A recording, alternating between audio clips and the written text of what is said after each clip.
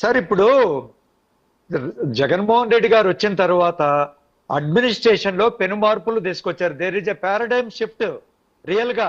ఇందులో కొంతమందికి ప్రభుత్వ ఉద్యోగుల్లో సార్ ఒక టీచర్ ఉంటారు, ఆయన ఒక బాధ్యతగా ప్రభుత్వం 50,000 70,000 1,00,000 తీసుకున్నప్పుడు ఆయన ఖచ్చితంగా పిల్లలకు విద్య చెప్పాలనో చేస్తున్నప్పుడు నిజానికి చాలా మందికి ఒక వ్యతిరేకత ఉంది. ఎందుకు ఇంతకు ముందు మమ్మల్ని ఎట్లంటే వదిలారు, మేము ఏదో 1 గంట 2 గంటలు చేసి మళ్ళీ మేము ఏదైనా బిజినెస్ చేసుకునే వాళ్ళమని. అదే వైద్యాధికారులు లేదు హాస్పిటల్లో ఖచ్చితంగా పనిచేసే.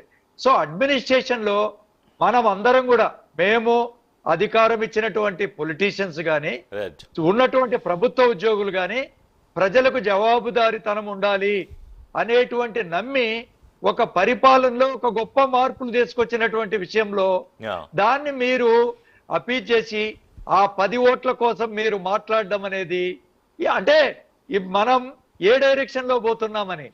ఇది అది కాదు సార్, అయితే గొడవ లేదు. ఉన్నది 5 లక్షల ఓట్లు, 5 లక్షలు మళ్ళీ వాళ్ళ కుటుంబాలు ఇది ఒక ఛాలెంజ్ సార్. ఇప్పుడు ఒక ఇప్పుడు 5 లక్షల ఓట్ల కోసమే ఆ ఓట్లు మావి కాదు అన్నారు ప్రతిపక్ష పార్టీలు వాళ్ళని అపీల్ చేసుకుంటూ కాదు శివశంకర్ గారు ఒక నిమిషం, గొట్టిపాటి గారు ఒక నిమిషం, ప్రభుత్వంలో ఉన్న వాళ్ళ ప్రభుత్వం గొట్టిపాటి గారు ఒక నిమిషం, శివశంకర్ గారు కాదని మాట్లాడుతా ఉంటే ఏం చెప్తాను సార్. ఇప్పుడు రాకపోతే ఆ ఊరు నాది కాదని నేనంటే, లేదన్నా నియోజకవర్గంలో ఓట్లు రాకపోతే ఒక శాసనసభ్యుడిగా గెలిచిన తర్వాత స్థానికంగా లేదా ఆ బూత్ నాది కాదని నేను పబ్లిక్ గా మాట్లాడే స్థాయికి వస్తుంటే దాన్ని ఖండించాల్సిన వాళ్ళు మాట్లాడకపోతే ఉద్యోగులు వాళ్ళు దాకా పనిచేసిన ఉద్యోగుల్ని మా ఉద్యోగులు కాదంటున్నారు. గ్రాడ్యుయేట్స్ ని మాకు ఎవరికి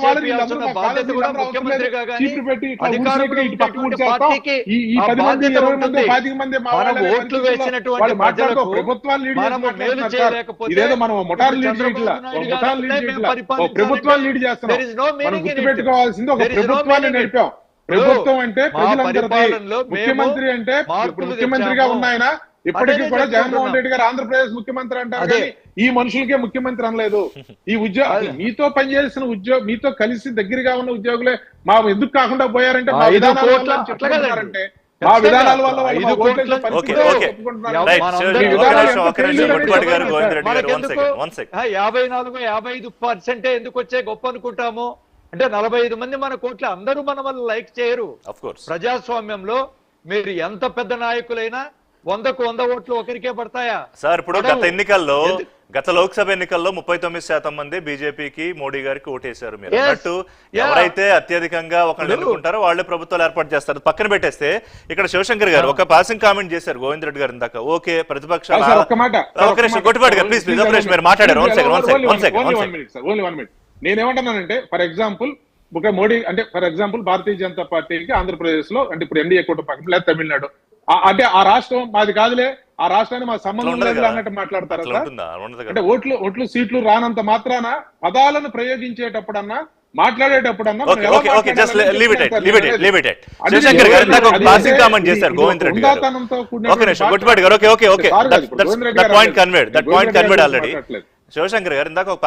చేశారు గోవింద్ రెడ్డి గారు. ఓకే మీ 5 లక్షలు మీ కూటమి 5 లక్షల ఓట్ల కోసమే ఎదురు చూడండి అని. ఇక్కడ ఏంటంటే ఇంత గెలుపు మీద ధీమాగా ఉన్న అన్ని పార్టీలు అన్ని పక్షాలు ఒక రకంగా చెప్పాలంటే ఎన్నికలేక 4-5 రోజులు గొడవల తర్వాత అధినేతలు కానీ అందరూ కూడా ఒక రకమైన సైలెంట్ మోడ్, మనం మ్యూట్లో పెడితే ఫోన్ ఎలా ఉంటుందో అలాంటి సైలెంట్ మోడ్ అవలంబిస్తూ ఉన్నారు. మరి అది ధీమానా లేకపోతే మరొకట మళ్ళీ ఎన్నికల కౌంటింగ్ వెళ్ళేటప్పటికీ కొంచెం హడావుడి వాతావరణం, మీటింగులు ఏజెంట్లతో మీటింగులు, కొంత అప్రమత్తం చేయండి అని టెన్షన్, కొంచెం వ్యవహారం అంటే ఎక్కడో పైకి మాట్లాడుతున్నా ఎవరి సందేహాలు వాళ్ళకు ఉన్నాయా అంటే ఓ పక్కన ధీమా ఓ పక్కన సందేహం అనుకోవచ్చా? అంటే ధీమా అయితే లేదండి వాళ్ళకి, ఎందుకంటే మేకపోతు గాంభీర్యం ప్రదర్శిస్తున్నారు. ఎందుకు ముహూర్తాలు పెట్టుకుంటే జూన్ 9న ముహూర్తం అని చెప్పారు సజ్జల గారి వాళ్ళందరికీ. దానంతా నన్ను చెప్పనివ్వండి ఋషి గారు. ఇదంతా ఏంటి అంటే ఈ 10 రోజుల్లో వీళ్ళు ఫైనాన్షియల్ బిల్స్ అన్ని పాస్ చేసుకుని బ్యూరోక్రాట్స్ అందరూ కూడా క్విక్గా వీళ్ళ వైపు మళ్ళీ మన ప్రభుత్వం అధికారంలో వస్తుందంటే పాజిటివ్గా యాక్ట్ చేసి వీళ్ళ పని సందిట్లో సడేమియా అన్నట్టు చేసుకోవడానికి వేసిన ఎత్తుగడ మాత్రమే. వాళ్ళకి తెలుసు ఓడిపోతున్నామని, వాళ్ళకి తెలుసు కూటమి అధికారంలోకి వస్తుందని. ఈ 5 లక్షల పోస్టల్ బ్యాలెట్ మీద వీళ్ళు ఇంత మదన పడుతున్నారంటే దట్ ఈస్ క్లియర్ ఇండికేషన్. ఎందుకంటే ఆ రోజే ఉద్యోగస్తులు మనకి ఎగ్జిస్ట్ చేస్తారని చెప్పి వినండి సార్, మీరు నన్ను ఇంటరప్ట్ చేయకండి. గోవింద్ రెడ్డి గారు ప్లీజ్ కైండ్లీ డోంట్ ఇంటరప్ట్ మీ. మీరు మాట్లాడండి, నేను మాట్లాడాక. ఆ రోజే ఒక గెజిటెడ్ ఆఫీసర్ని ఉంచాలని election commission clear cut instructions ఇస్తే ఆ గెజిటెడ్ ఆఫీసర్ని గిల్లారండి. నువ్వు ఎవరికి అందుబాటులో దొరక్కు, నీ సంతకం లేకుండా వేస్తారు, అవి ఇన్వాలిడ్ అయిపోతాయి. వేషాలు వేశారండి. అది ఎలక్షన్ కమిషన్ ఎంక్వైరీలో తేలి ఈ రోజు ఆ మెమో ఇవ్వడం జరిగింది. ఆ కుట్రని ఓవర్కమ్ చేయడానికి కోసం ఎలక్షన్ కమిషన్ ఇచ్చిన మెమో అది. రిటర్నింగ్ ఆఫీసర్ సంతకం చేసిన బ్యాలెట్ పేపర్కి మీకున్న అభ్యంతరం ఏమిటి? సీరియల్ నెంబరు, రిటర్నింగ్ ఆఫీసర్ సంతకం. రిటర్నింగ్ ఆఫీసర్ పెద్దోడా, గెజిటెడ్ ఆఫీసర్ పెద్దోడా? Returning officer is the person who issues the ballot paper. అది మానేసి వీళ్ళకి అభ్యంతరం ఎందుకు వచ్చిందంటే ఇక్కడే అర్థమవుతుంది వీళ్ళ అభద్రతా భావం, వీళ్ళ ఓటమి భయం, వీళ్ళకి వెన్నులో చనిపడుతుంది. కాబట్టి 4వ తారీఖు వరకు వెయిట్ చేస్తే సినిమా ఆ రోజు కనబడుతుంది. అదే చూద్దాం. అంటే ఎనీవే ఓట్లు అక్కడ ఈవీఎంలో ఉన్నాయి, కౌంటింగ్ మనకు తెలిసిపోతుంది. ఎగ్జిట్ పోల్ రోజు ఏదో కొంత అవగాహన వచ్చినా దాన్ని మనం ప్రాతిపదికగా మాట్లాడుకుంటాం, కానీ యాక్చువల్ రిజల్ట్ ఆ రోజే వస్తుంది. రఘురామ్ గారు ఏం చెప్తారు ఫైనల్గా? ఇప్పుడు ఇందాక వారి మాటలు ఏంటంటే ఎలక్షన్ కమిషన్ ఎక్కడో వైసీపీ ఇరిటేట్ చేసిందా, లేకపోతే వాళ్ళకి ఏదో ఉద్దేశాలు ఆపాదించింది కాబట్టి ఇట్లాంటి మెమోలు ఇచ్చారా, ఇట్లాంటి మళ్ళీ బయటికి వెళ్ళే అవకాశం ఏదో కనిపిస్తుంది. దీనికి ఏమన్నా క్లారిఫికేషన్ ఇస్తారా? అలాగే ఈ టెన్షన్ లేకుండా ఉండడానికి ఏం చేయాలో కూడా చెప్పండి, క్లోజ్ చేద్దాం. 4 వరకు తప్పదండి. అభ్యర్థులకి, పార్టీ నాయకులకి టెన్షన్ తప్పదు. 4వ తారీఖు మధ్యాహ్నం వరకు ఈ టెన్షన్ ఉంటది. సో దానికి ఆడవిడుపుగా మీరు ఇలా చర్చలు పెట్టారు కాబట్టి ఇంకా టెన్షన్ పెంచుతున్నారు వాళ్ళకి. పాపం ఏదో ఆడవిడుపు గుళ్ళు గోపురాలు తిరుగుతా ఉంటే చర్చలో పెట్టారు కాబట్టి లేదు, నేను విత్డ్రా చేద్దామని కొంత టెన్షన్ తగ్గించే ప్రయత్నం నేను చేశాను. అదే సో అది ఒకటి.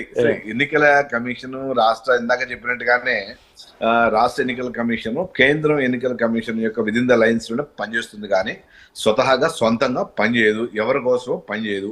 సో అంచేత వాళ్ళకి అభ్యంతరం ఉంటే వాళ్ళ అభ్యంతరాన్ని ఆల్రెడీ కోర్టుకు వెళ్తా అన్నారు. Let them go, no issue. But Shivshankar గారు చెప్పినట్టుగా సెంట్రల్ ఎలక్షన్ కమిషన్ ఇచ్చిన దానికి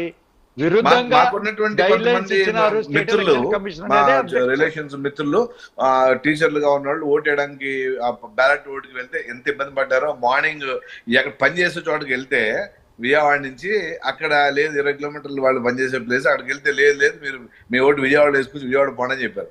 మళ్ళీ ఎండలో విజయవాడలో వస్తే అలా ఇబ్బంది పడ్డారు. సో అవన్నీ కొట్టిపోయిన ఓట్లు వేశారు అనుకోండి, కానీ బట్ ఇవన్నీ ఆరోపణలు చూద్దాం. ఇప్పుడు పోస్టల్ బ్యాలెట్ల వ్యవహారం సరే కోర్టుకి వెళ్తే కోర్టులు ఏం చెప్తాయో చూద్దాం. అలాగే 3.5 కోట్ల మంది, సుమారుగా 3,30,00,000 మంది ఓట్లు అందులో ఉన్నాయి. ఆ రోజు ఏదొచ్చినా అందరూ స్వీకరించాల్సిందే. ఎవరు ప్రజలు కావాలనుకుంటారో వాళ్ళు రేపు ప్రభుత్వంలోకి మళ్ళీ వస్తారు. అది తిరిగి జగన్మోహన్ రెడ్డి వస్తారా లేకపోతే కూటమి వస్తుందా తెలిసిపోతుంది కదా వేళ సాయంత్రం. ఈ సమయానికి మళ్ళీ మనం మాట్లాడుకుందాం. ఆ రోజు మళ్ళీ మీ అందరూ కూడా కలుస్తా. థ్యాంక్ యూ రఘురామ్ గారు, గోవింద్ రెడ్డి గారు, గొట్టిపాటి గారు, శివశంకర్ గారు. ఇది ఇవాళ పవర్ ప్లే డిబేట్. మరి